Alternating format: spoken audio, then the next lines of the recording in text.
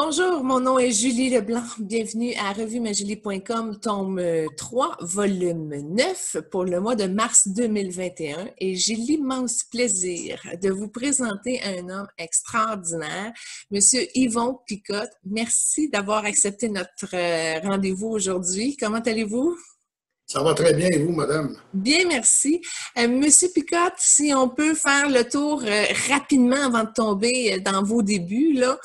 Vous avez été ministre plusieurs fois, autant au niveau du Québec. On m'a sollicité à quelques reprises, mais je n'aimais pas le fédéral. Je trouvais que c'était trop vaste. Je voulais être plus près des gens parce que, évidemment, quand tu es au gouvernement, le gouvernement fédéral s'occupe des grands projets, des grosses choses. Pas beaucoup de contact avec l'individu parce que ça ne se prête pas à ça. Tandis qu'au provincial, là, ben, tous les jours, on rencontre des gens qui sont affectés directement par les lois provinciales et les problèmes qui découlent de ces lois-là aussi. J'ai fait de la politique provinciale et j'ai refusé à quelques reprises de faire de la politique fédérale. J'ai refusé à plus qu'une reprise d'accepter un poste de maire à Louisville. Alors, oui? Alors, j'ai calculé que le nombre d'années que j'ai passé en politique provinciale, j'avais suffisamment donné là, pour être en mesure de me dévouer à d'autres causes. Ça, c'est très impressionnant. On y va tout de suite. Donc, on commence à la base. Vous êtes né en 1941 à Louisville. C'est en plein ça. Je suis né à Louisville. J'ai toujours demeuré à Louisville, sauf pour une période de ma vie étant étudiant où je suis allé au Collège de l'Assomption. Dans ce temps-là, c'est le cours classique. Je suis allé à l'Assomption, j'étais pensionnaire. Je n'ai pas aimé nécessairement mes années de pensionnaire, mais j'avais une mère qui me disait « Tu sortiras de là quand tu auras un diplôme ». Alors, j'ai fait mon cours là, puis je suis revenu après ça à Louisville. Donc, j'ai passé l'ensemble de ma vie à Louisville, ce qui m'a fait dire que, et ce que je dis souvent, moi, je ne suis même pas un régionaliste, je suis un ruraliste.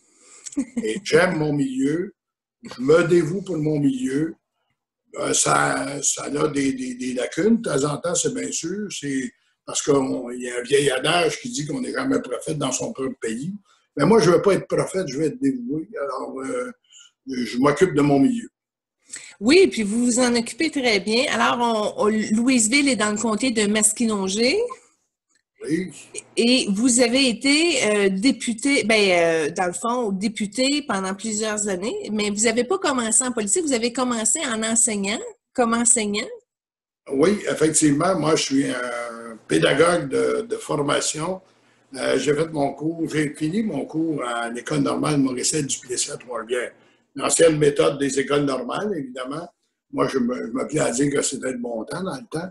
Et puis, quand une anecdote qui m'est arrivée, qui était bien drôle, c'est que en quatrième année, la dernière année d'école normale, au début de l'année, la commission scolaire régionale des Vieilles-Forges était venue me rencontrer pour que je leur signe un contrat. Alors moi, je leur ai dit, dans ma logique à moi, je ne suis pas pour vous signer un contrat, mon année commence, elle n'est pas finie. Tout d'un coup que je ne la réussis pas ou quoi que ce soit, on verra plus tard. Mais ils ont dit, c'est parce qu'on a ciblé des prospects là, pour enseigner dans notre commission scolaire. Dans ce temps-là, il y avait des possibilités, on pouvait aller enseigner à peu près partout. Il y avait beaucoup d'ouverture. Et puis, on dit, on aimerait ça que vous puissiez signer un engagement avec nous là, pour la prochaine année scolaire. Ben, j'ai dit, je vais vous mettre une condition, à condition que j'enseigne à l'école secondaire Saint-Louis à Louisville. Fait que là, ils ont fait un peu le saut, puis ils ont dit, ouais, mais ça dépend toujours du nombre d'élèves ou ça dépend toujours un peu, nous autres, on est régionalisés, ça serait plutôt régional. Ben, je dis, dans ce cas-là, si vous n'êtes pas prêt à prendre cet engagement-là, vous viendrez me voir à la fin de l'année avec mon diplôme, puis on regardera les possibilités. Alors, ils sont revenus pas longtemps après me voir, et ils ont dit, ah, OK, on va te signer ça. Bon. Alors, ça m'a permis de revenir et de rester encore dans mon patelin à Louisville. Puis là, je suis arrivé professeur à l'école secondaire Saint-Louis à Louisville. Et puis après ce début-là, bien évidemment, moi, j'étais un gars qui ne regardait pas mon temps. Hein. C'était assez spécial. Je disais toujours à mon directeur d'école, regarde, si tu as besoin de moi pour faire du bénévolat, ben, je suis disponible le soir, la fin de semaine, je n'ai pas de problème avec ça.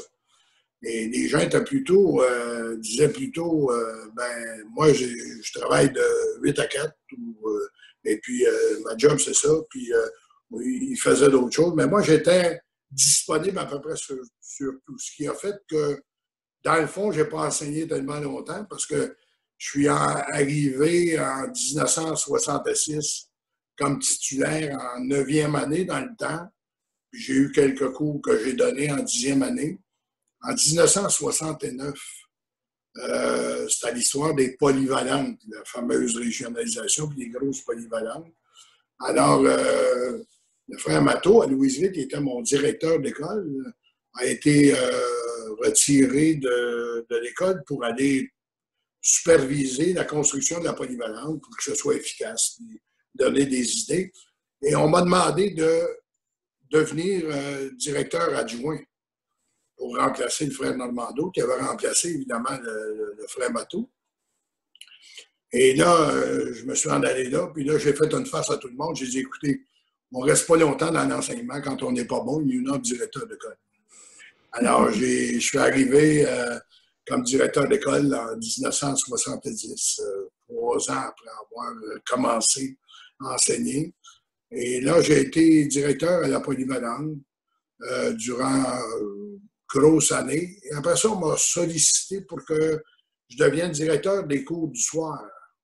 C'est-à-dire qu'on commençait les cours du soir, ce qu'on appelait dans le temps, on dirait plus ça aujourd'hui, mais le cours, l'école des gens qui sont en chômage, qui sont payés par l'assurance chômage pour venir suivre une scolarité. Parce que souvent, dans ce temps-là, les gens avaient une 7e année, une 8e, une 9e année. Et on commençait à avoir des exigences beaucoup supérieures. Alors là, il fallait donner des cours du soir. Et là, je suis devenu directeur des cours du soir pour l'ensemble de la régionale des Vieilles-Forges jusqu'en 1973. Oui, parce que là, ça, c'est une année qui a vraiment tout changé chez vous. Oui, mais j'avais fait de la politique en 70. J'ai eu une première élection. Assez curieusement, je vous ai dit tantôt que j'avais fait une partie de mon cours classique à l'Assomption. Et j'avais un confrère de classe là, qui était 1 an avant moi, évidemment, mais on se côtoyait facilement, qui s'appelait Jean-Claude Rivet. Jean-Claude Rivet avait fait son cours à l'Assomption. Lui, il était du 121e cours, moi j'étais du 123e cours. Et Jean-Claude Rivet m'a connu là. Et Jean-Claude Rivet était à ce moment-là attaché politique de Robert Bourassa. Alors, il y avait une chicane dans Masquinongé ou chez les libéraux. On ne trouvait pas de candidats, puis c'était toujours les mêmes candidats qui se présentaient. Les militants voulaient avoir du 109. Alors, un jour, je suis arrivé en politique bien curieusement. Jean-Claude Rivet me connaissant, il dit, moi, je connais un gars à Louisville, une relève, quelqu'un qui est jeune, puis il dit qu'il serait peut-être intéressant avec la politique, parce que j'imagine qu'on a jasé de politique un peu de temps en temps au collège, là. Et puis, il dit probablement que ça nous ferait un bon candidat. Ça fait qu'il dit, si vous voulez le rencontrer, je peux vous mettre en communication avec. Moi, je ne suis pas au courant de ça.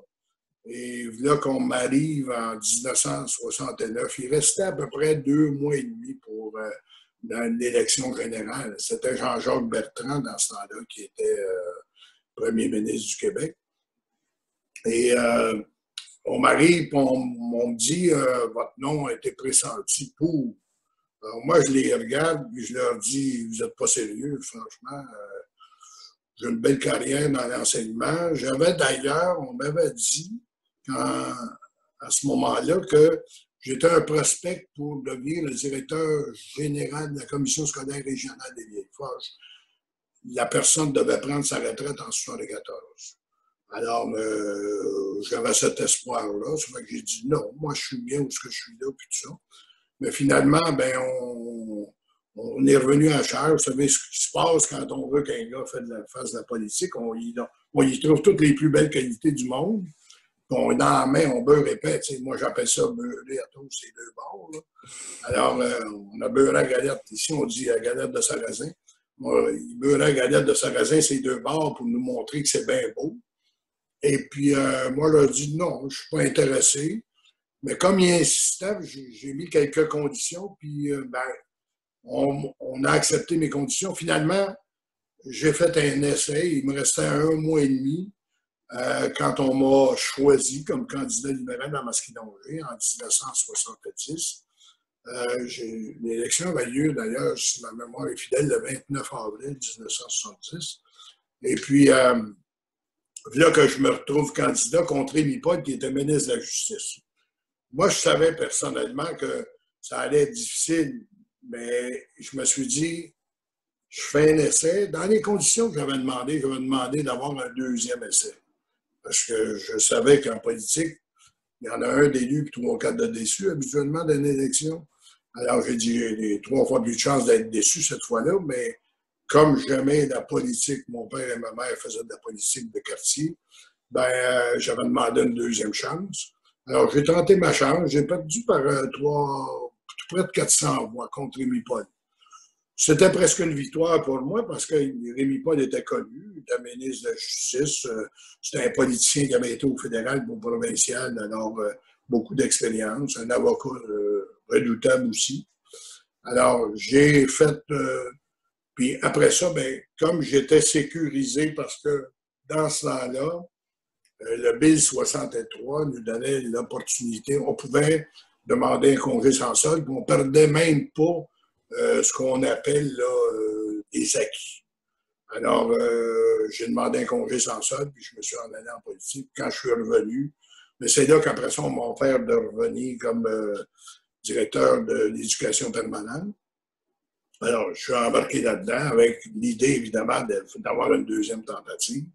Et là, j'ai fait 3 ans là, comme directeur de l'éducation permanente jusqu'au moment où Robert Bourassa, en 1973, le 29 octobre 1973, a décidé qu'il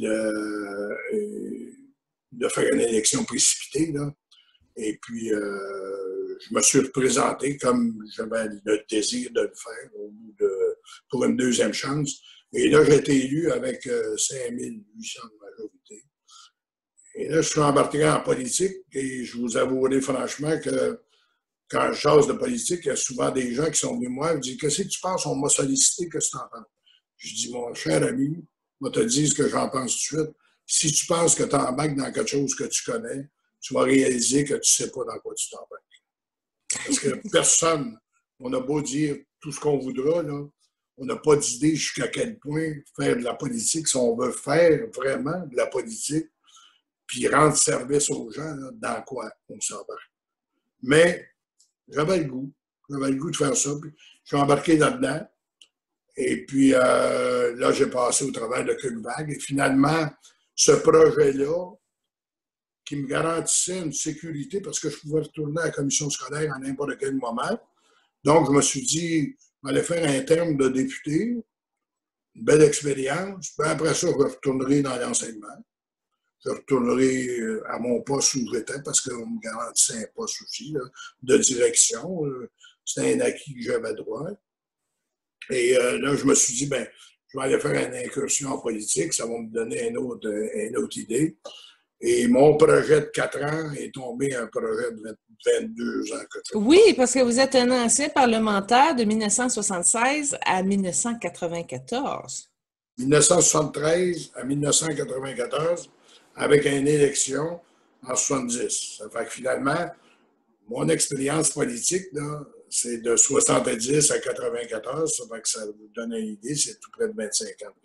Et dans le fond, en gros, vous avez gagné 4 élections, 73, 81, 85, 89, comme député de Masquinongé. C'est ça. OK, mais y a-t-il une différence entre la première élection puis la dernière élection? Tu sais, quand ça fait 4 fois, tu te présentes, le stress, la pression, c'est-tu plus fort? Oui. La politique, c'est une boîte de surprise. Il y a toujours une différence. Et le problème qu'on a pour ceux qui aiment la politique, puis ceux qui font de la politique pour les bonnes raisons, le problème qu'on a tous, c'est d'en sortir. C'est pas d'y entrer, c'est d'en sortir.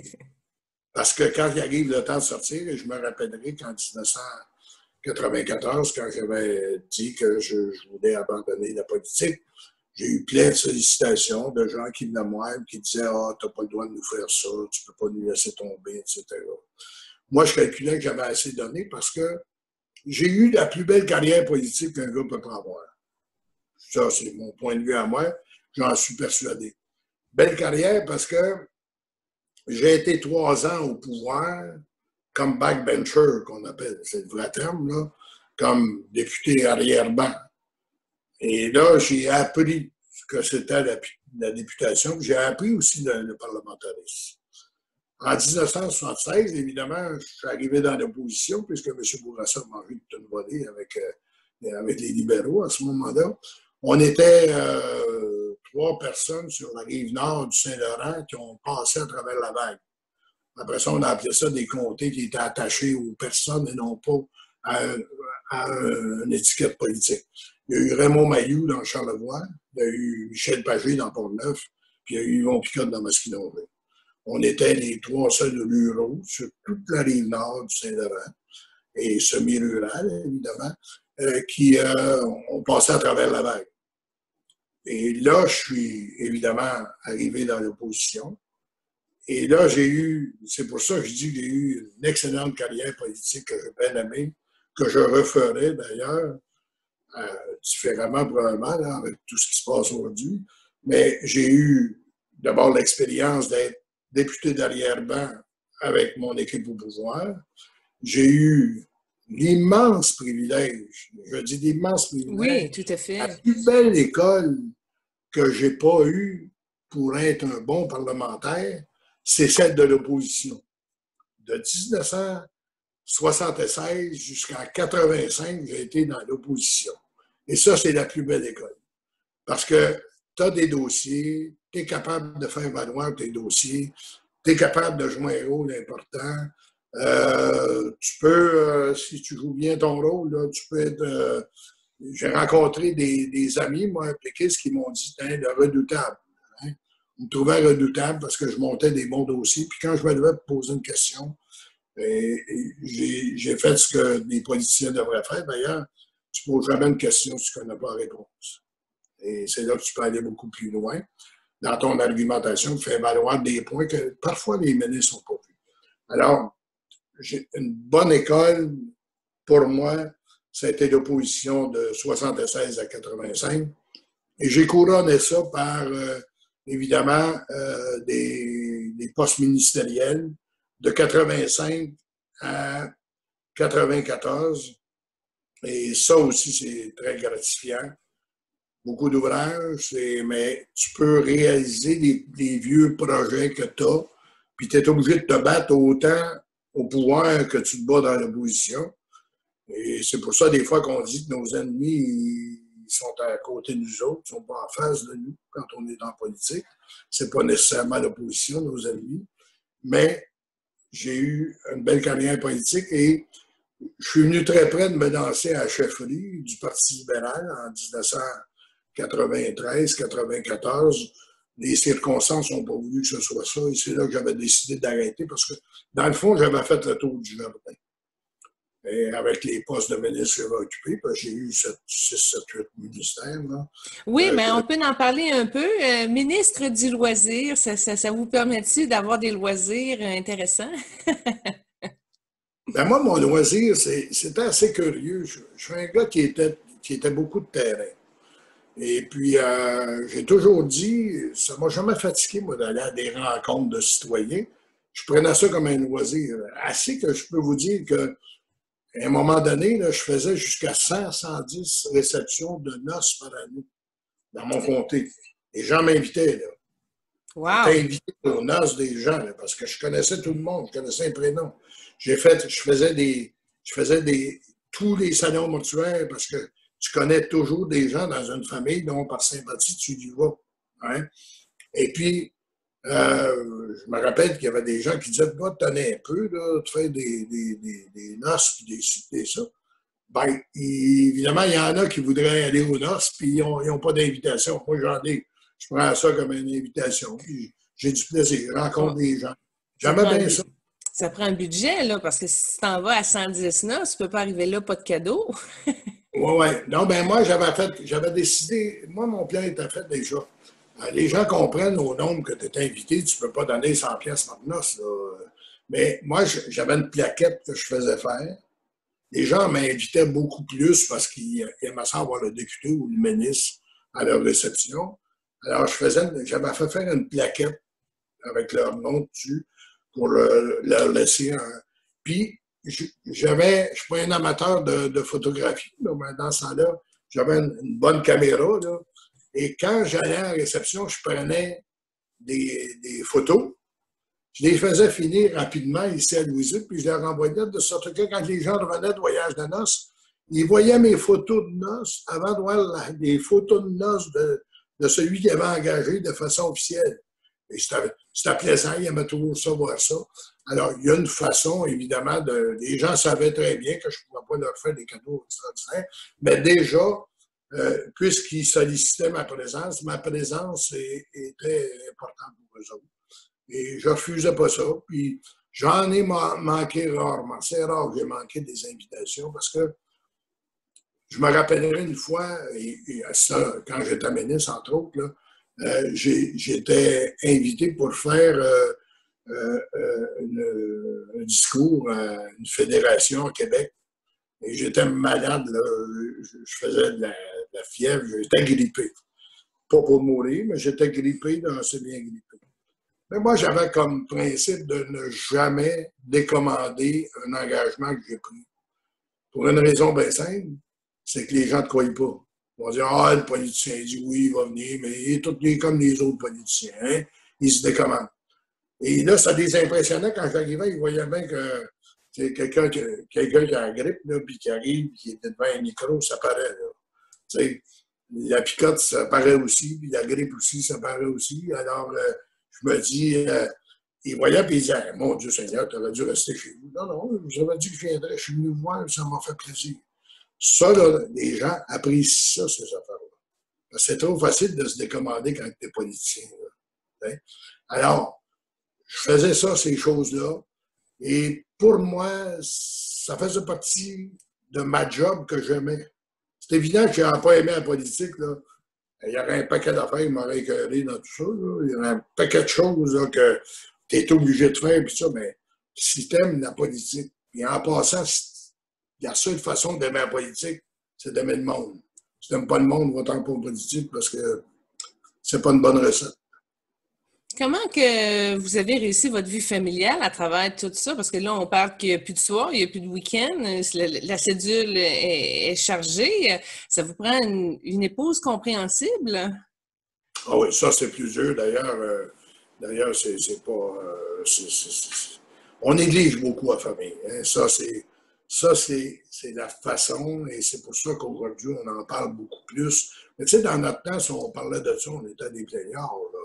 Mais c'est pour ça qu'aujourd'hui, on parle de conciliation travail-famille. Parce que, puis c'est pas juste pour les politiciens, pour un paquet d'affaires. Aujourd'hui, les gens ont des occupations qui sont multiples.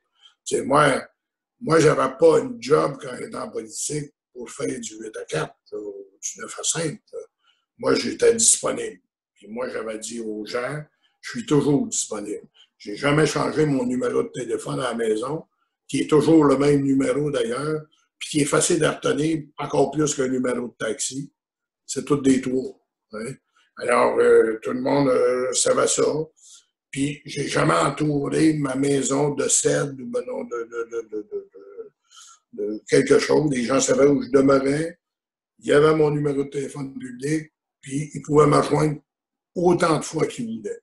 Et ça avait cette disponibilité-là. Puis ça, c'était pour moi un devoir de faire ça. Sinon, si j'avais voulu faire du 9 à 5, j'aurais resté ailleurs. Je serais allé ailleurs. Oui, mais vous n'en faisiez même pas non plus à la polyvalente. Non, j'en faisais pas en polyvalente. En politique, j'en faisais encore moins, puis c'est à 16 jours par année. Ah, c'est Évidemment, ça. au début, les conjointes, c'est le fun parce que c'est un autre monde, mais très difficile pour la famille. Très difficile pour la famille, si bien que moi, j'ai eu une fille qui est venue au monde en 1972. Je suis élu en 73. Puis quand je suis sorti de la politique, elle votait pour la première fois. Je ne l'ai pas vu élever, tout simplement. Parce que je levais, je veux dire, les problèmes par téléphone. C'est la politique et la vie de famille, il faut être bien préparé à ça, sinon il y a beaucoup d'échecs. Là, je vais revenir à vos mandats de ministre. Ministre du Tourisme, est-ce que ça vous permet de voyager beaucoup, ça aussi? Oui, bien, voyager, c'est relatif. Hein? On ne voyage pas beaucoup à l'extérieur. M. Bourassa n'était pas un gars bien fort pour nous permettre d'aller voyager à l'extérieur, d'aller dans des foires. Je me rappelle d'être allé une fois comme ministre du Tourisme à Düsseldorf, là, en Allemagne. C'est la plus grande foire touristique qui existe dans le monde. C'était à Düsseldorf, en Allemagne. Et j'étais allé à celle-là. Mais en principe, le tourisme, c'est un beau ministère parce que ce qu'on faisait souvent, c'était de recevoir des gens des autres pays.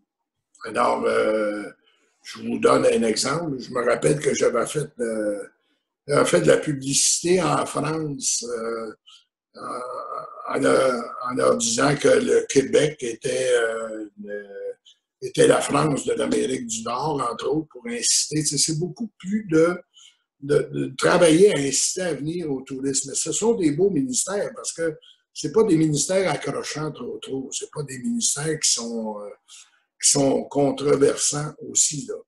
Je me rappelle d'avoir été... je trouvais ça un petit peu long là, parce que c'était pas dans mon style trop. Mais, exemple, l'Institut d'hôtellerie qui est quelque chose de très bien, là, puis dont on est fiers, nous autres, au Québec, l'Institut d'hôtellerie.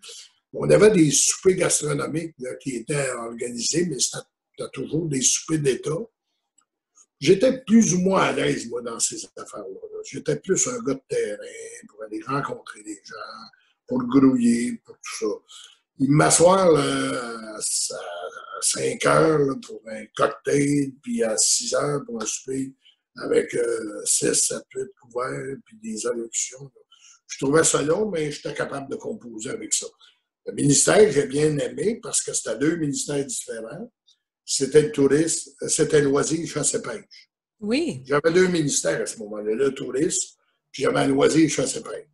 Loisir, chasse et pêche, c'est un des beaux ministères que j'ai eu parce que, d'abord, toutes les fédérations appartiennent, relèvent du ministère du loisir, de la chasse et de la pêche.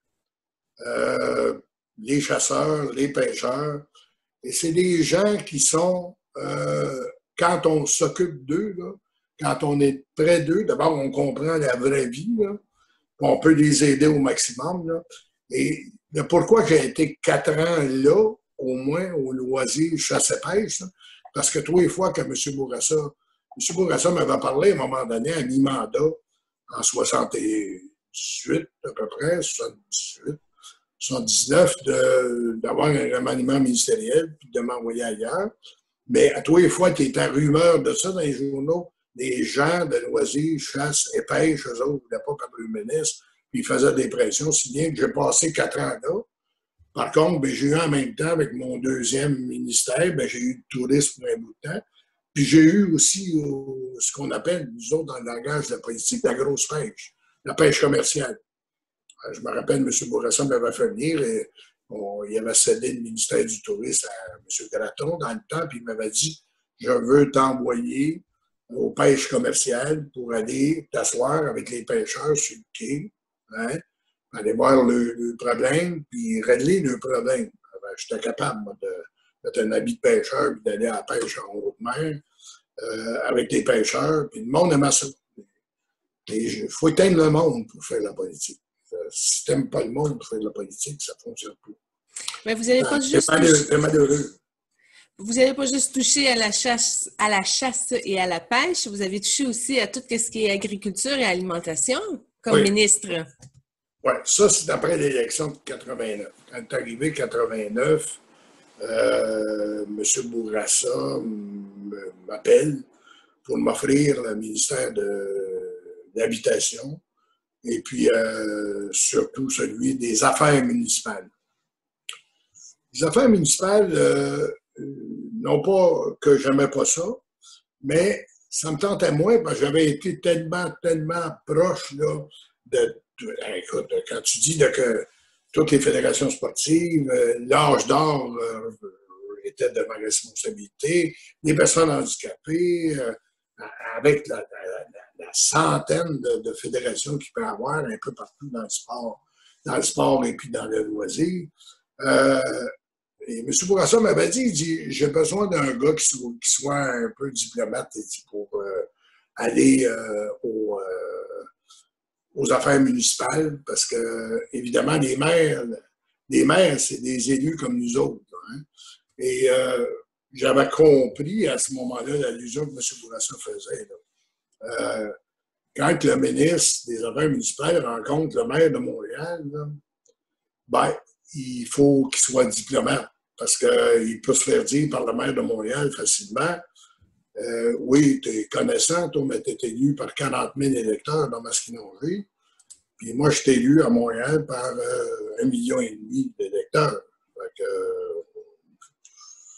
Il te fait sentir que tu n'as pas d'égal à égal trop, puis que tu n'as pas trop de leçons pour pouvoir y donner. Donc, c'est un rôle de diplomate. Alors, j'ai été au ministère, j'ai été durant la période d'1 an au ministère des Affaires municipales et de l'Habitation.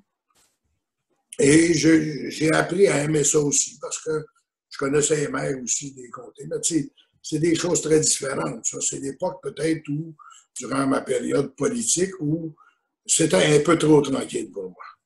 Tu sais.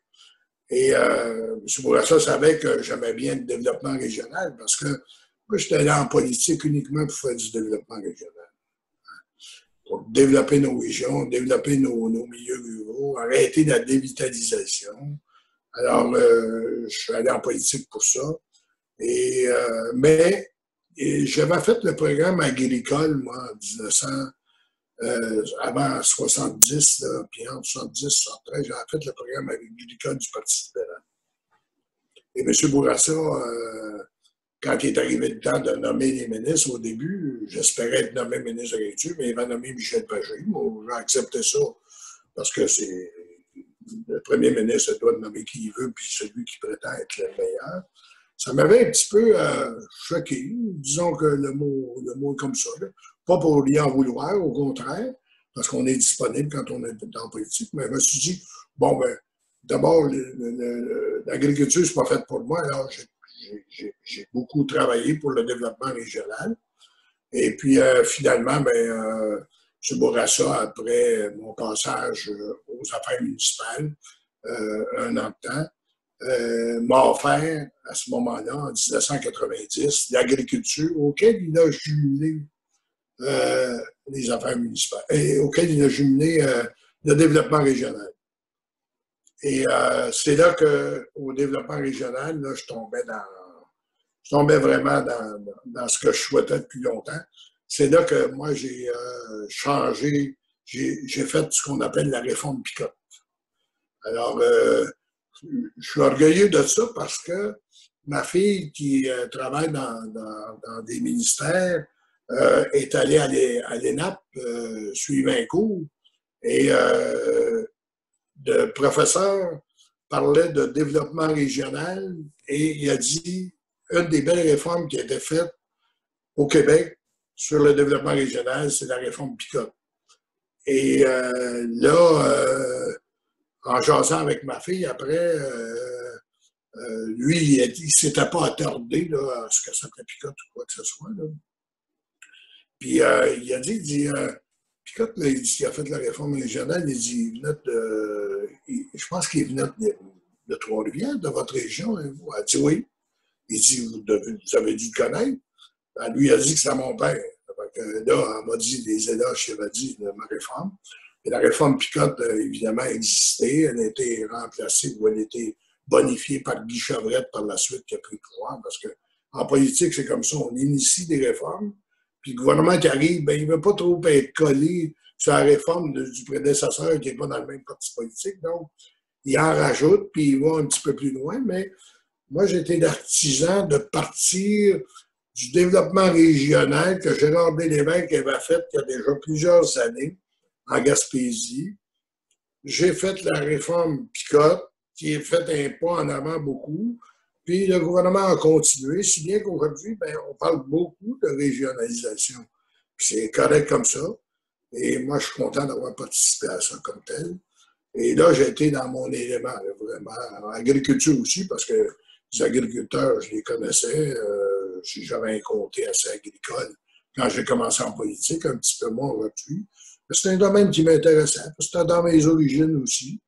Et puis, finalement, c'est pour ça que j'ai dit au début que de partir d'un député d'arrière-ban avec l'expérience de commencer à vivre ce que c'est le parlementarisme, de député de l'opposition où j'ai été assez redoutable. Là, je pense que ceux qui me connaissent le savent très bien que quand j'avais un os, je ne le laissais pas tomber facilement.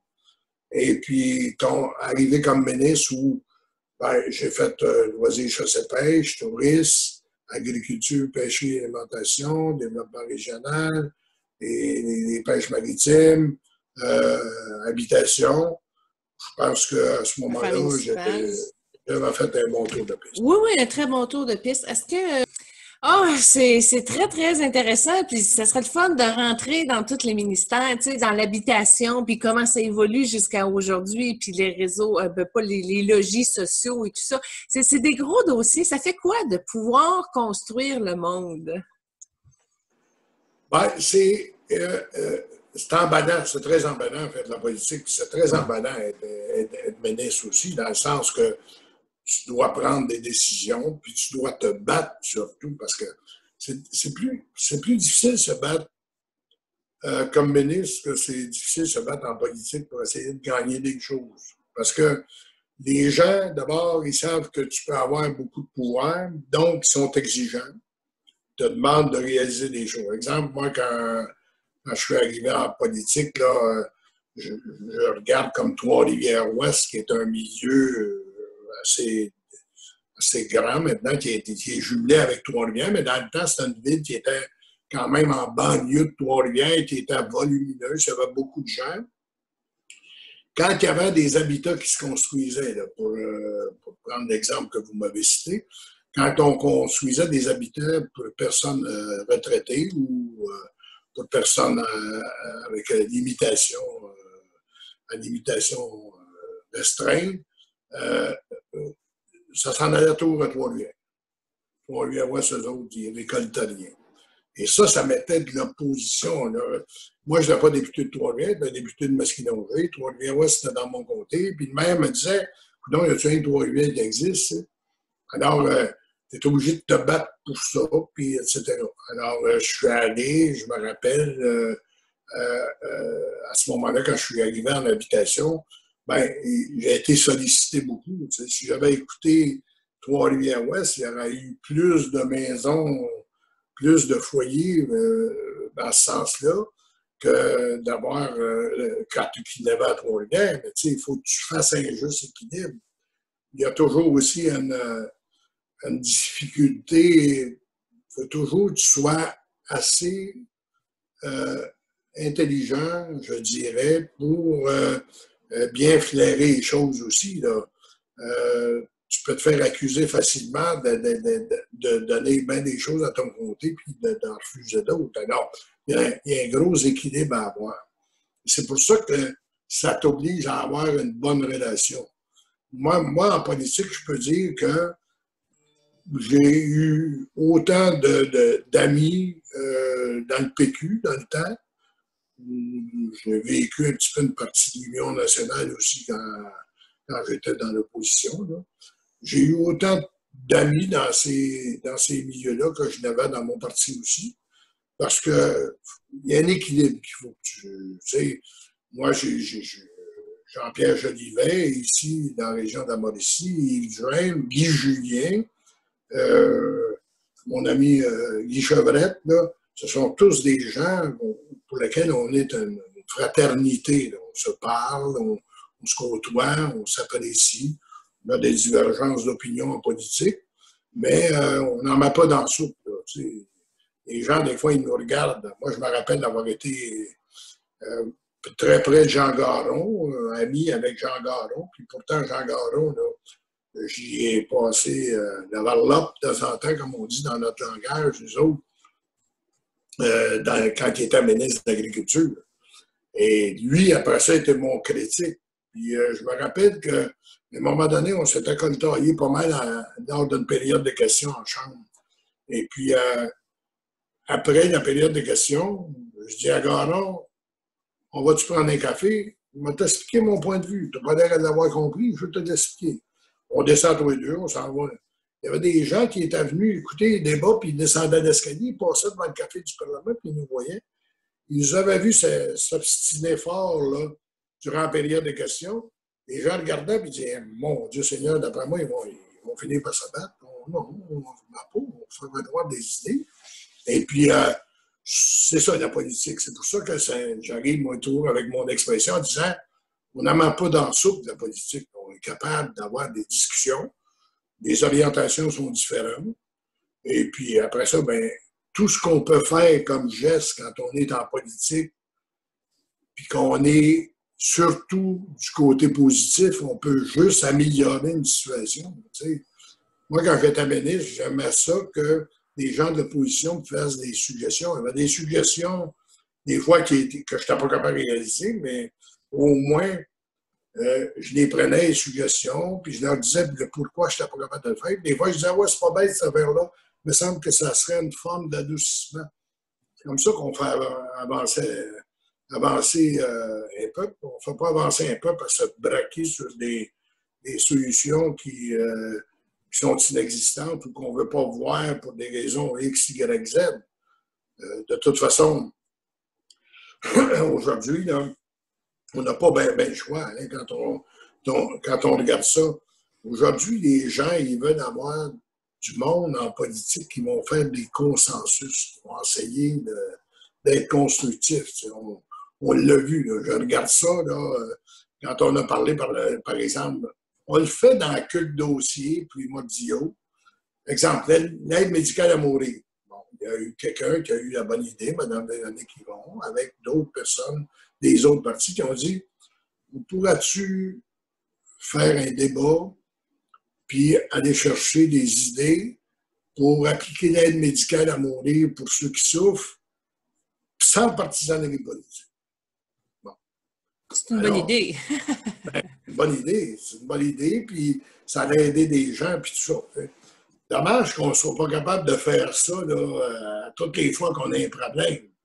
Mais, tu sais, plus on va être capable de faire ça, mieux la population va se comporter.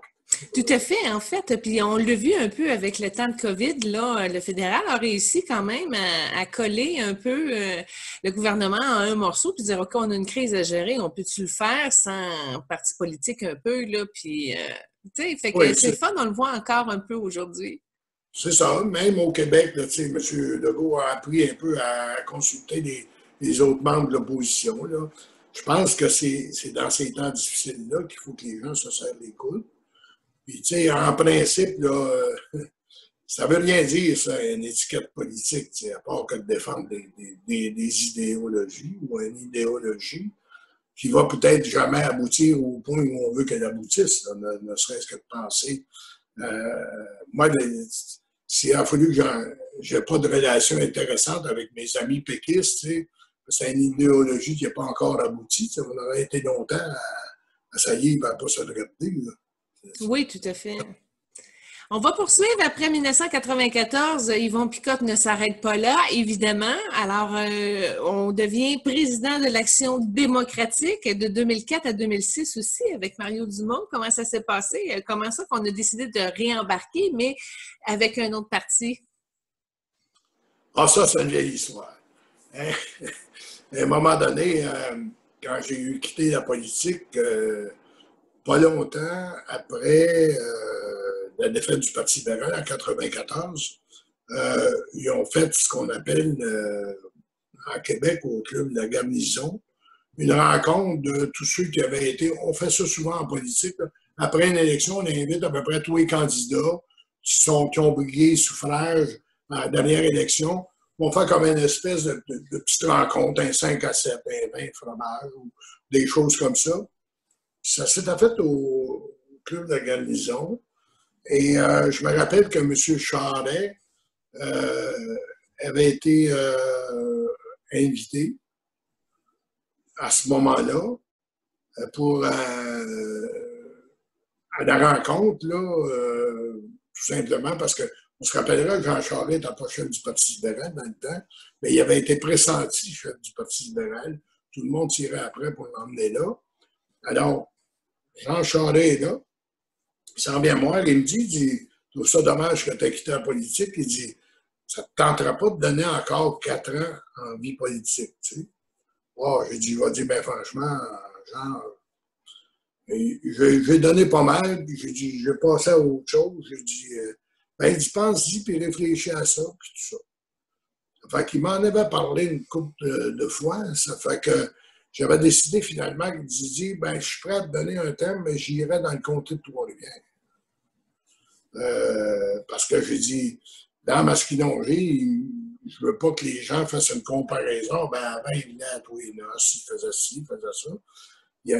C'était plus à Trois-Rivières, tu sais, au lieu d'avoir une dizaine d'âges d'or, à Trois-Rivières, il y en a 2, au lieu d'avoir 5-6 à Féas, il y en a une, etc. Donc, c'était moins engageant. Fait que je dis, si je te donne 4 ans, ça serait d'aller là.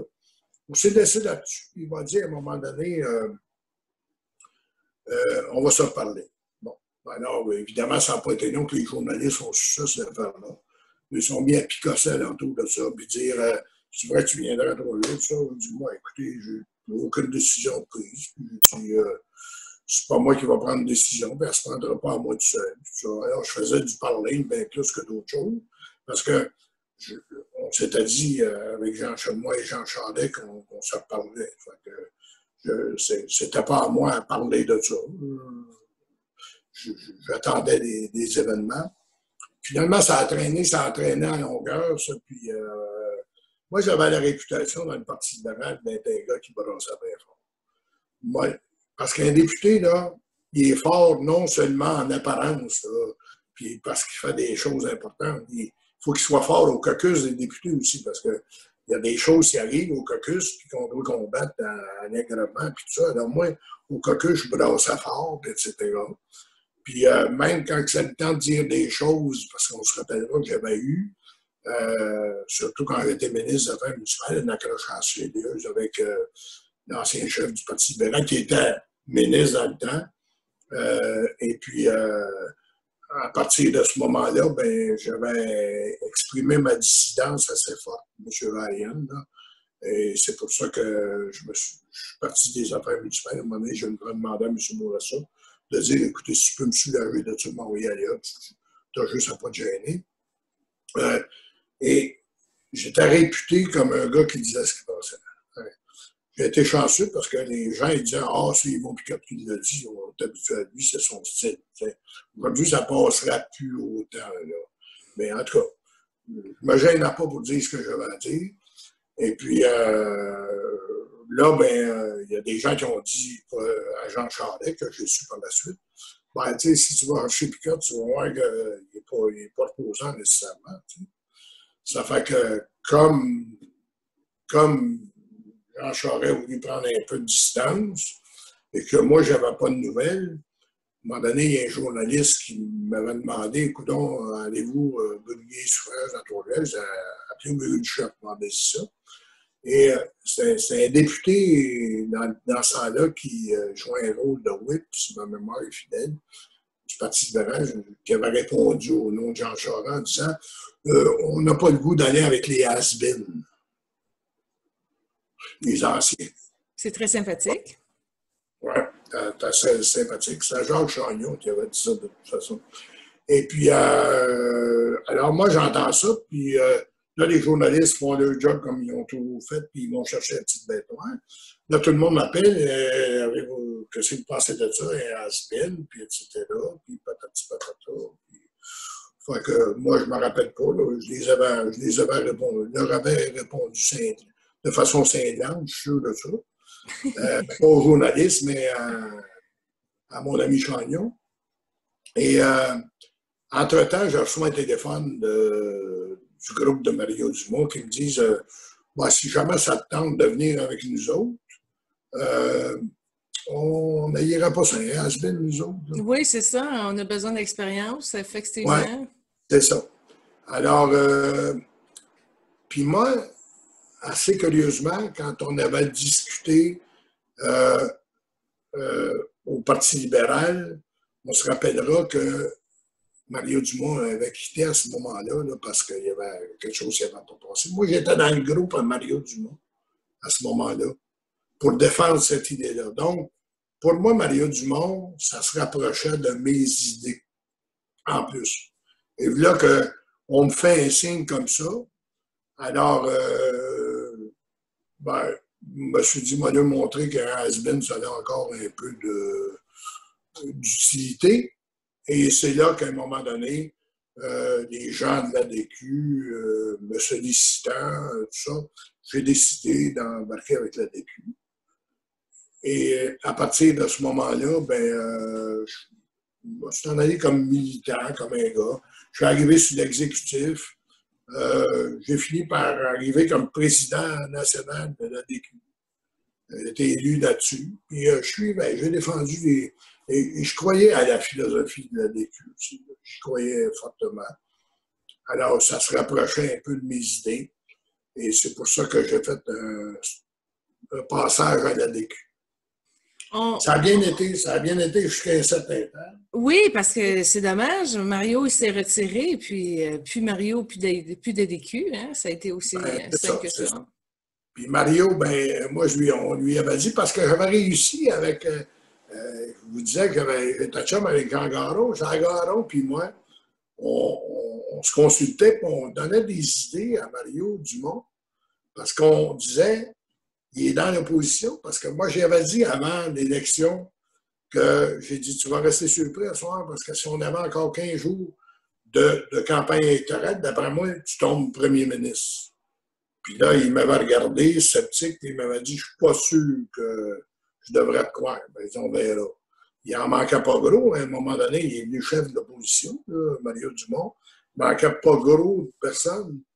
Et par la suite, ça s'est gâté un peu plus parce que là, les nouveaux arrivants ont décidé qu'ils étaient capables de s'organiser tout seuls. Ça fait des gars comme Garon, puis moi, on était un peu de trop. On avait offert nos services, mais on était un peu de trop. Fait que finalement, moi, j'ai décidé que là, j'ai dit, regarde, ils veulent pas. C'est pas plus compliqué que ça. Fait qu'on s'est tenu tranquille.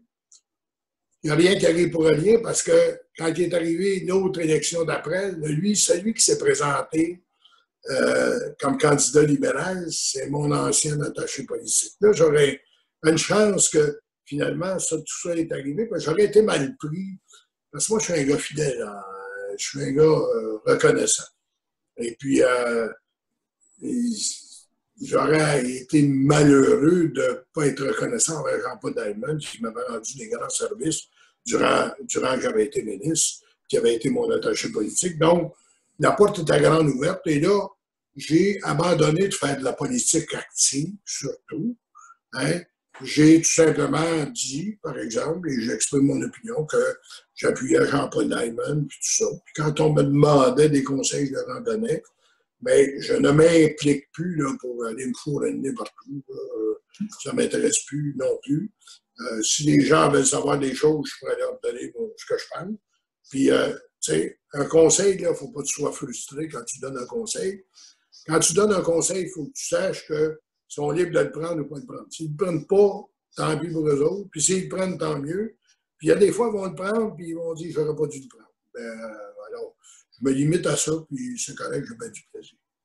Vous avez écrit un livre en 1993 qui s'appelle « Se transformer pour transformer le Québec ». Comment vous êtes arrivé à ce produit-là, finalement?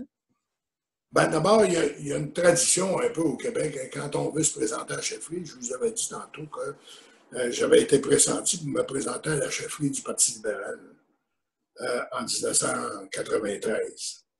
Alors, là, il y a des gens qui m'ont dit, faudrait que tu exprimes au moins tes idées politiques. Puis tout ça, c'est une occasion, quand tu te présentes à la chefferie, d'écrire un livre pour te dire, toi, c'est quoi? Alors, moi, je prêchais depuis longtemps une politique du bénévolat.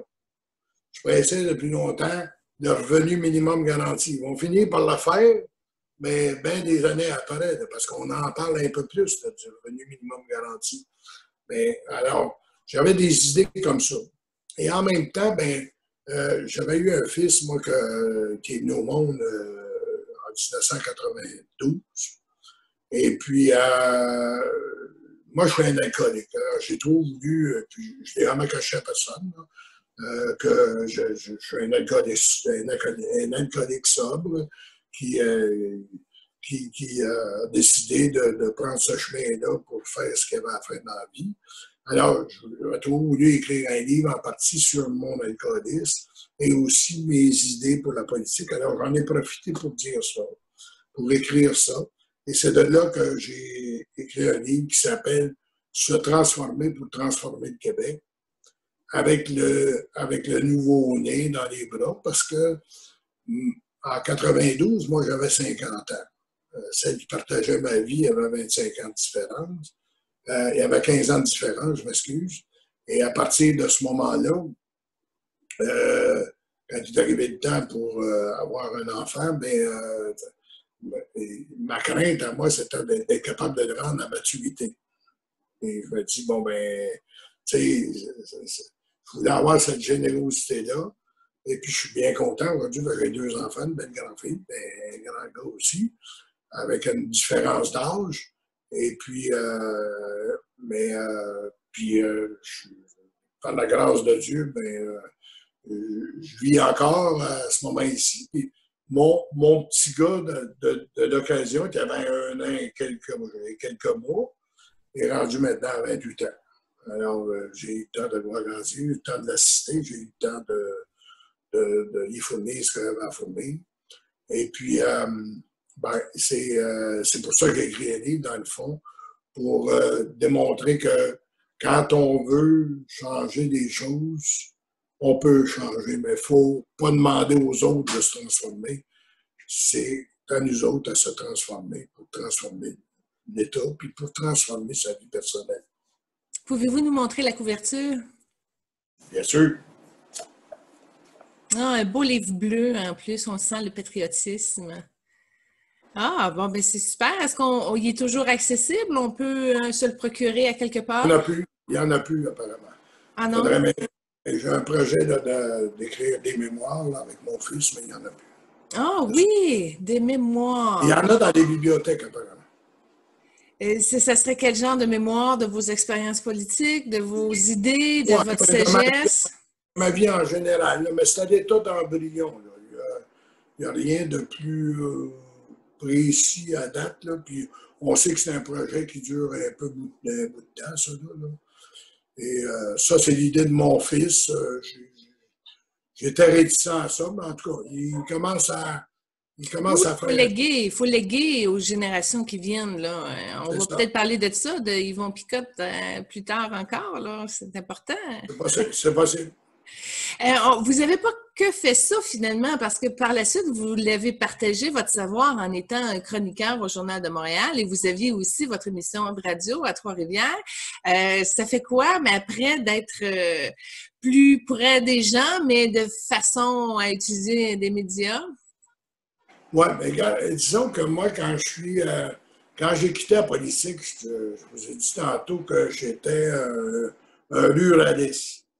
Alors, il y a eu des choses qui m'ont été offertes là, un peu à gauche et à droite. Je me rappelle qu'il y avait un ministre fédéral dans le temps qui m'avait appelé, m'a demandé si j'avais des intérêts pour certaines choses, où il pouvait m'être utile, etc., des postes de nomination quelque part. Et j'avais pas le goût. J'avais le goût de rester dans mon milieu, puis de servir mon milieu. Parce que dans le fond, j'ai été gâté, moi. Quand on fait 20 quelques années en politique, là, puis que la population nous a appuyés, là, je pense qu'on a un devoir de leur remettre des choses. On a un devoir d'avoir de la gratitude envers ces gens-là qui t'ont soutenu tout le temps. Et là, je me suis dit, je vais travailler pour et dans mon milieu.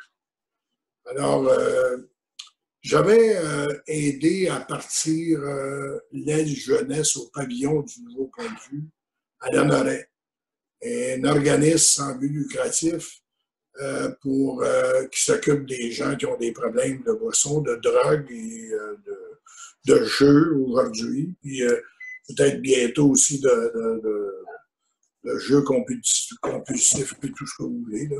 Ben oui, alors, un beau centre de désintoxication. Oui. Vous êtes directeur général de ce pavillon-là depuis des années? On m'avait offert de m'en aller là. Mais comme c'est un domaine qui est difficile un peu parce que ça prend vraiment au triple de ça. Là, alors, j'avais dit, laisse-moi réfléchir là-dessus. Finalement, ça faisait 6 mois là, que les gens m'avaient nommé. On m'a dit qu'on m'avait nommé là, au poste. Je n'étais jamais allé. Il y en a un qui dit au moins bien rencontrer les employés, là, puis avoir une bonne discussion avec eux autres. Alors, je suis allé en 95 rencontrer les employés. Et là, je suis devenu président, directeur général du pavillon du Nouveau Point de Vue. Alors, c'est une maison de sobriété, une maison pour venir en aide aux alcooliques, aux toxicomanes, aux jeux, aux joueurs compulsifs. Et puis, finalement, ça fait au-delà de 25 ans que je suis là. Ben oui, c'est extraordinaire. Puis en même temps, ben, comme souvent on offre aux ex-politiciens, ben, j'ai fait de la radio à Trois-Rivières, à Cogeco. J'ai fait de la radio à la radio communautaire. J'ai écrit, comme vous l'avez dit tantôt, dans certaines revues. J'ai écrit aussi au Journal de Montréal un bout de temps. J'ai fait des choses comme ça. Et j'ai entré aussi dans certaines associations. Oui, on y venait, là. Donc, vous avez été président de la Chambre des commerces? Non, ça, je n'ai pas été président de la Chambre. C'est marqué dans votre fichier au Parlement du Québec, comme quoi vous avez été... Oui, mais c'est avant de faire de la politique. Ah, c'est avant. OK, il n'y avait pas de date, c'est pour ça que je pensais que c'était venu après. Oui, c'est avant de faire de la politique. Après avoir fait de la politique, dans le fond, j'ai commencé à œuvrer pour ce qu'on appelle RCM. RCM, ça, c'est une compagnie qui embauche des personnes handicapées pour faire du recyclage puis de la récupération. Ça s'appelle Récupération Mauricie. Et c'est un organisme sans but lucratif où on engage, il y a une usine à Yamachiche où on engageait des personnes, où on engage toujours des personnes. Il y a à peu près 70 employés qui sont des personnes à limitation réduite et qui font de la récupération. Et ça, là, c'est un coup de cœur particulier vraiment parce que de voir comment ces gens-là peuvent être utiles à la société, de voir comment ils sont travailleurs, etc. Et c'est difficile, évidemment, de faire vivre des organismes sans but lucratif comme ça. Et on a, au fil des ans, parce que ça fait au-delà de 35 ans que ça existe. Moi, j'ai été là durant une quinzaine d'années, là, au moins comme président et comme aussi sous conseil d'administration. Et on s'est associé avec Soleno, une compagnie extraordinaire là, qui fait du tuyau de plastique dans le domaine agricole et qui s'implique beaucoup dans l'environnement. Alors, on a fait ce qu'on appelle, et ça, c'est unique au Québec parce que j'avais dit ça avec l'ancien ministre des Finances du Parti québécois dans le temps, parce que c'était le Parti québécois qui était au pouvoir, qu'un organisme sans but lucratif et une compagnie puissent faire une association 60-40 pour faire vivre une usine comme ça. Alors, c'est unique, ça. C'est un projet unique qui existe encore et qui fait travailler des personnes handicapées qui est dans le domaine du recyclage, qui est dans le domaine d'aider, dans le fond, à ce que la planète soit moins, soit mieux Oui, traitée. aider l'environnement. Ça, écoute, c'est une belle finale, ça, à une belle dévotion humanitaire et planétaire. Là, vous êtes impliqué pour aider au niveau de l'environnement, c'est merveilleux. Et au niveau social aussi, parce que vous avez été pendant plusieurs années aussi président du Festival de la galette de Louisville. Premièrement, j'ai été une fois et j'ai beaucoup adoré. Félicitations. C'est le fun, ça, un rassemblement de villes comme ça. Il n'y en a plus beaucoup non plus. C'est un festival qui existe depuis 40 ans passés, là. Alors, il n'en reste plus beaucoup des festivals de 40 ans, là, à part que Saint-Tite, là, avec le Festival Western. Nous autres, et les autres, il y en a pas mal de disparus. Et tenir ça à bout de bras dans un milieu comme le nôtre, là, c'est un autre organisme sans but lucratif, qui a des hauts et des bas. Alors, je me suis dévoué là-dedans, oui, aussi. Je suis encore un peu rattaché à ça, parce que je suis un peu dans la mémoire de tout ce monde-là. Il y a ça aussi. J'ai décidé aussi de faire du bénévolat beaucoup, un engagement, ce qu'on appelle l'engagement en Église. Alors, j'ai travaillé beaucoup pour la fabrique, je travaille encore. Je fais des liturgies de parole dans certaines paroisses. Je fais des liturgies de parole aussi au niveau des gens qui décèdent. Alors, oui, je pense que, comme je disais tantôt, il y a beaucoup de plaisir. C'est un mode de vie, ça, le bénévolat. Hein. On se réalise, on a du plaisir. Il faut juste pas prendre ça à cœur. Il faut juste dire tout simplement, ben, regarde, on fait du bénévolat. Surtout rendu au moment où je suis rendu, moi, oui, je fais du bénévolat. Puis, ouais, si ça fait mon affaire, OK. Si ça fait pas l'affaire, puis ça fait pas l'affaire de personne, je suis pas là. Ça fait pareil. Je suis là pour donner du temps. Puis, maintenant, je choisis le temps que je donne et à qui je le donne. Vous avez reçu une distinction comme commandeur de l'Office de l'Ordre national du mérite agricole. Ça fait quoi d'avoir des distinctions pour son travail? Ah, ça, c'est toujours... c'est bien plaisant d'avoir ce genre de distinction-là. C'est une reconnaissance de la clientèle que tu as desservie à un moment donné. Et ça existe depuis des années. Et puis, j'ai été gratifié de ça. Et je pense que tout le temps que j'ai donné, c'est une façon de remercier. Dans le fond, le temps qu'on donne là, pour tâcher de faire avancer des causes, ça se monnaie pas. D'abord, si tu donnes bien du temps, les gens ne seront pas capables de te donner à la mesure du temps que tu mets là-dedans ou que tous les efforts que tu fais. Et si en plus de ça, tu ne veux pas te faire payer, ben, dans le fond, le paiement ultime, c'est d'avoir une reconnaissance des gens du milieu pour dire, regarde, tu as fait des choses, tu as fait avancer la cause de l'agriculture. Moi, j'avais fait aussi des rencontres, là, quand j'étais ministre, là, un sommet agricole. J'ai fait un sommet un peu partout où j'ai passé. Là. Sommet du développement régional, sommet des loisirs, des sports, sommet en agriculture. Et on a pris des décisions ensemble. Hein? La classe agricole, les présidents de fédération, on a pris des décisions qui ont fait grandir le milieu pour lequel on travaillait. Alors, moi, j'ai poussé ça au bout là, pour faire en sorte que dans le domaine de l'agriculture, on perfectionne davantage les gens. Je vous donne juste un exemple. Là. C'est moi qui avais décidé de maintenant exiger pour la relève agricole de la scolarité. Alors, avant, on donnait un montant d'argent pour la relève pour le jeune qui prenait la relève de son père sur l'agriculture, on donnait un montant de 3 000 $. Alors, moi, j'ai dit, aujourd'hui, avec les technologies nouvelles, puis tout ça, on parlait de ça, on parle de ça 25 ans passés.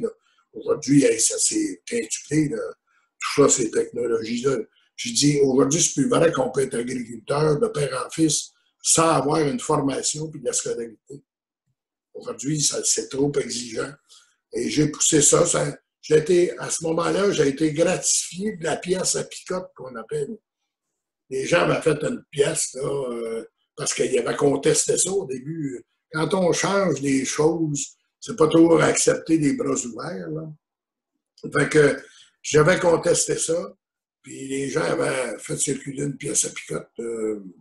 Mais ma fille m'a montré ça parce que mon gendre est un agriculteur, puis il l'avait conservé. Alors, cette pièce-là à picote. Mais, par contre, quand les gens réalisent par la suite que tu as été utile, puis tu as exigé des choses qui les a préparés à un meilleur avenir, ben c'est là qu'on m'avait donné la médaille, et puis j'étais bien fier de ça. Il n'y a pas de prix pour ça. Si on prend tout l'élément de votre sagesse, là, de votre culture personnelle et politique et tout ça, qu'est-ce qu'Yvon Picotte pense ou suggère ou comment ça se passe aujourd'hui, là? Oh, mon Dieu Seigneur, j'écoute. Moi, je dis que aujourd'hui, d'abord, faire de la politique, c'est difficile. Encore plus difficile que dans mon temps. Avant, on acceptait dans mon temps qu'on dise ce qu'on a à dire, puis on acceptait parfois qu'on bousculait les choses, mais ça se faisait de façon un petit peu plus réservée, mettons, pour utiliser ce terme-là. Aujourd'hui, faire de la politique, c'est difficile pour une raison bien simple, parce qu'avec les médias sociaux, ben, il y a plus ou moins de respect. Et c'est ça qui fait en sorte que malheureusement, parce que le gouvernement est de plus en plus dans notre vie privée, comme il est de plus en plus dans notre vie privée en nous exigeant toutes sortes de choses, puis évidemment, comme le monde a pu évoluer, ben, on est d'accord. Hein? On a une grosse discussion là, au sujet des complotistes, de tout ce qu'on veut. Moi, de la misère à comprendre ça, que quelqu'un pense qu'il y a un grand complot universel, là. Mais tu sais, quand même que tu essaies d'expliquer ça, les gens sont braqués un peu sur leur position. Et ça éloigne ça des gens qui auraient du talent pour faire de la politique, qui auraient du temps à donner. Ça les éloigne. Ça les éloigne parce que à ce moment-là, ils font entrer dans leur vie privée, ils n'ont plus le droit de faire grand-chose, ils deviennent un peu des parias de la société parce qu'ils ont manqué de jugement. T'sais. Si on bannissait tous ceux qui manquent de jugement dans leur vie, c'est pas compliqué. Là. On serait rendu à la fin du monde dépassé. Hein, parce que on a tous et toute l'occasion, à un moment donné, un jour ou l'autre, dans notre vie, d'avoir un jugement questionnable. Hein, pour des raisons X, Y, Z qui sont explicables. C'est pas comme un imbécile heureux, là, c'est pas quelqu'un qui fait toujours des manques de jugement, mais ça arrive, ça, dans le... Alors, la minute qu'il y en a un qui fait un manque de jugement, là, je regarde ça, là, présentement. Là, qui sont allés en voyage, là, dernièrement, là, puis parce qu'on a dit qu'il n'aurait pas dû y aider, puis au poste qui existe, je parle pas des politiciens, mais il y a une procureure de la Couronne, ce matin, là, à Trois-Rivières, là, qui est en train de passer à décapitation quasiment parce qu'elle est allée en voyage. Je ne sais pas si. Puis on dit, elle a dû avoir le jugement. Ils ont été obligés de désinfecter une partie à Trois-Rivières là, du palais de justice, puis ces affaires-là. Ça devient une petite affaire, bien souvent, peut-être parfois qui n'est pas faite par exprès, devient une grosse affaire avec les médias sociaux. Et les gens ont plus tendance à dire, regarde-moi, je vais faire ma petite vie tranquille, là, puis regarde, les autres s'arrangeront comme moi. Ça là, c'est ce qu'il y a de pire pour une collectivité. De ne pas avoir de respect, de ne pas avoir de compréhension, puis de ne pas être capable d'avoir de compassion aussi. Là, parce que moi, je suis un gars très, très fort sur la compassion. Moi, j'essaie toujours de me mettre dans les bottines des autres avant de porter un jugement. Puis des fois, quand je mets les bottines des autres, j'aime mieux garder les miennes. Puis je comprends l'autre pourquoi que ça ne fonctionne pas. Alors, c'est ça la réalité. Puis la réalité, ben, c'est pas compliqué. Plus on va avoir des gens qui vont agir comme ça, moins qu'ils vont avoir de compassion, plus ça va être une société difficile à administrer. Et tantôt, comment on va se retrouver, je ne sais pas. Mais moi, j'ai beaucoup de respect maintenant pour ceux et celles qui se décident de faire de la politique, tout parti confondu, là. Tout parti confondu, parce que, et c'est ça que je disais tantôt, Dans mon temps, quand je suis arrivé en politique, je pensais savoir dans quoi je m'embarquais, mais je ne le savais pas. Aujourd'hui, je dis que c'est encore triplement plus vrai, là, hein, que les gens ne savent pas dans quoi ils embarquent. Là. Puis tout ce que ça peut affecter à l'entour d'eux autres, quand on parle d'eux autres de façon négative. Hein. Puis quand on épluche toutes sortes de choses de CV et tout ça, là, et ça affecte la famille, ça affecte l'épouse dans la maison, ça affecte les enfants à l'école. Hein? Puis la personne, bien souvent, là, est-ce que moi, j'ai le goût d'aller passer? Oui, je peux vous dire que quand j'étais ministre, là, il n'est pas arrivé grand semaine dans ma vie de ministre où je n'ai pas fait 110 heures par semaine en présence de mon garde du corps. Si vous calculez ça, 110 heures par semaine en présence de mon garde du corps, là, dans quoi il y a 168 heures d'une semaine là, dans ce coin-là, là, il en reste seulement après ça 50 à peu près pour avoir les deux autres parties de ta vie. On dit qu'une vie bien équilibrée, c'est 8 heures de travail, 8 heures de loisirs, puis 8 heures de repos. Oui, à peu près. Bon, ben moi, c'est 110 heures de travail, 50 heures de repos puis de loisirs pour une semaine. Je pense que hein, ça vient à dire exactement ce que ça veut dire. Alors, est-ce que ça vaut la peine de mettre tant d'heures pour la minute qu'une fois où il va arriver, tu vas manquer de jugement? Quand j'étais professeur d'école, j'ai toujours eu cette compassion-là. Quand l'élève arrivait, puis je calculais là, son examen, puis ça arrivait à 58, ça prenait 60 passés, là, il était sûr d'avoir 61. Parce que probablement que si j'étais allé questionner l'étudiant le matin, quand il s'est levé, il a bien eu une chicane avec son père ou sa mère à la maison. Parce qu'il l'a indisposé à faire son examen. Il a peut-être pas dormi la nuit parce qu'il a eu un mal de tête ou il a un début de grippe. Ce qui a enlevé de sa performance. Alors, je me disais, s'il y a 58, il mérite 61. Mais je ne le faisais pas couler pour ça. Là. J'avais une espèce de compréhension. Aujourd'hui, les gens n'ont plus de compréhension. Les gens ne veulent plus comprendre la situation de l'autre. C'est lui l'important. Mais lui, l'important, là, la journée où il est obligé de ramasser ses vidanges, pétrir son pain, pelleter sa neige, on le fait de temps en temps. Déplumer son poulet. Oui, c'est ça, là, cultiver son poulet puis engraisser son cochon. Ben, je regrette, mais il va trouver qu'il aimerait bien ça avoir du monde alentour de lui donner un coup de main. C'est vraiment élogieux, cette compréhension-là et cette sagesse-là du monde. Ça me tente encore de vous entendre parler. Je suis sûre que vous avez une autre sagesse à quelque part à partager, s'il vous plaît.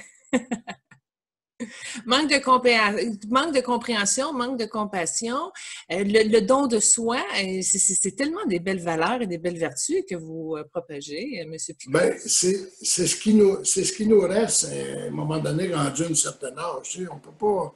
On regarde ça, là.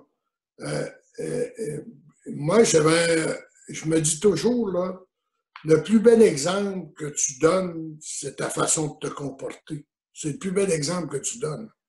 Tu ne peux pas exiger des autres ce que tu n'es pas capable de donner. Hein? Et je me rappelle quand j'étais directeur des cours du soir en polyvalente, j'avais un poster que j'avais trouvé bien bon, puis j'avais mis sur le mur quand j'enseignais aux adultes, quand j'étais directeur aux adultes. J'avais mis ça sur le mur. C'est un enfant qui était tout petit, qui allait aux genoux de son père, donc il n'était pas grand. Il était debout tous les deux. Puis le père avait la main assez longue pour prendre la main de l'enfant au côté. Et l'enfant le regardait et disait, « Tu sais, papa, quand je serai grand, je vais faire comme toi. » Alors, ça veut dire que le rôle du papa, là, il n'est pas juste d'être papa. Là. Le rôle du papa, c'est qu'il est en train de façonner son jeune et qu'il ne pourra pas lui demander de ne pas faire des choses si lui n'est pas capable de les offrir puis il n'a pas montré à les donner. C'est ça la réalité. C'est ça qui manque dans notre société. Hein? On se vante d'avoir de la compassion. J'écoute les gens, des fois, ils sont tous une gang ensemble, là, puis ils sortent d'un party, puis ils disent « Hey, je t'aime, puis je t'aime, puis je t'aime. » Ils sont pas rendus au bord de la rue, qui disent « Hey, as-tu vu un pépé? » Je suis comme un Gaétan. As-tu vu, lui, le gros colon, là? Hein? C'est ça qu'ils disent. Il faut que tes gestes accompagnent ta bouche, tes paroles. Hein? Alors, quand tu vas en profondeur connaître les raisons pour lesquelles quelqu'un se sont comportés, ben, à ce moment-là, tu viens de grandir parce que tu as compris des choses. Puis si tu es honnête envers toi-même, tu dis, ouais, si j'avais été dans sa place, là, j'aurais probablement eu un comportement pire que le sien. Mais ça, c'est comme si aujourd'hui, on s'en va, on veut bénéficier de tout. Moi, je regrette juste une chose, là. Je suis bien content que les politiciens aient fait une charte des valeurs puis des droits. Hein? Les droits de chaque individu. Le droit d'être obèse, le droit de ne pas être comme les autres, le droit de tous les droits qu'on peut posséder. Là. La seule affaire qu'ils ont oublié de faire dans leur sagesse, c'est une charte des obligations. On est obligé aussi de comprendre la situation de l'autre bord de la rue. Puis moi, j'avais compris ça quand je suis allé. Une fois, un des beaux exemples que j'ai eu, parce que moi, je suis un gars pratique, j'allais voir, je vous ai dit tantôt que j'allais souvent. Je me rappelle, moi, quand j'étais professeur, puis alors, j'avais un élève là, qui arrivait à l'école, là, puis son cahier de devoirs, parce que dans le temps, on scrutait ça, le cahier de devoirs, tu fais la propreté, puis tout ça. Là, tu as des petites étoiles, puis des petits ça, là, des petits anges. Il y avait un étudiant qui arrivait dans son maudit cahier de devoirs, là. Tu l'ouvrais, des fois, tu trouvais un morceau de pâté chinois, d'autres fois, il avait échappé de la soupe. Il n'y avait rien, puis j'avais beau lui dire, hey, j'avais fait écrire, on donnait des punitions dans ce temps-là. Tu vas écrire 200 fois, je garderai mon cahier de devoirs propre. Hein? Mais ça ne rentrait pas. Fait que j'ai dit m'aller le voir chez eux, m'aller rencontrer les parents, m'aller leur parler de ça. Fait que j'appelle pour dire, je peux aller vous voir? Oui, on va voir. Quand je suis arrivé là, j'ai compris quelque chose. Il n'y avait pas grand comme un 30 sous, je pouvais m'asseoir dans quelque part sans me beurrer. Ben, j'ai compris que je demandais des choses au petit gars qui n'était pas capable de me donner. Puis là, je me suis mis à y passer la main dans les cheveux pour dire, tu vas l'avoir, mon chum, ça va bien aller. Tu vois, j'ai donné ce qui n'avait pas maison. C'est juste ça. Mais c'est pas difficile de penser comme ça. Ouais. Et les gens, ils réalisent que plus ils vont vieillir, là, plus ils vont devoir penser comme ça. Là. Parce que tant que tu penses que dans la vie, tu n'as pas besoin de personne. Tu sais, puis c'est facile, moi, avoir été ministre, il y avait juste à faire agrandir les. Si la tête m'avait enflé, là, il y avait juste à agrandir les portes du Parlement, il aurait passé pareil. Hein? Mais c'est pas ça qui est la réalité, parce que plus on vieillit, plus on a besoin des autres. Plus on a besoin des autres, plus on réalise que des fois, ils ont mal jugés quand on était plus jeune. Mais ça m'a l'air que c'est ça, la sagesse. La sagesse, c'est qu'on apprend sur le tard des fois. Yvon Picotte, merci infiniment de votre grande générosité. Merci pour ce partage et cet entretien. C'est vraiment une très belle entrevue. Merci aussi pour toute votre grande dévotion que vous avez multipliée tout au long de votre vie. Je vous souhaite vraiment une santé parfaite et une vie prospère et heureuse, toujours dans l'accomplissement de vos nombreuses réalisations qui sont encore d'actualité aujourd'hui. Soyez bénis, tout simplement, et merci infiniment. Merci, madame. Vous faites bien, parce que la bénédiction, il y en a qui prétendent que c'est réservé au curé. Hein? Non. Tout le monde peut bénir. On va se dire du bien, offrir du bien et parler en bien des autres. Ça s'appelle bénir. Merci, bonne santé à vous. C'était vraiment très agréable. Vous êtes une personne très disponible, efficace. Et si toutes mes invités d'humour réagiraient comme vous, appel, courriel, tic-tic, c'est rentré, c'est booké, vous êtes à l'heure. Pour moi, c'est un vrai charme de faire affaire avec vous. Bonne santé à vous.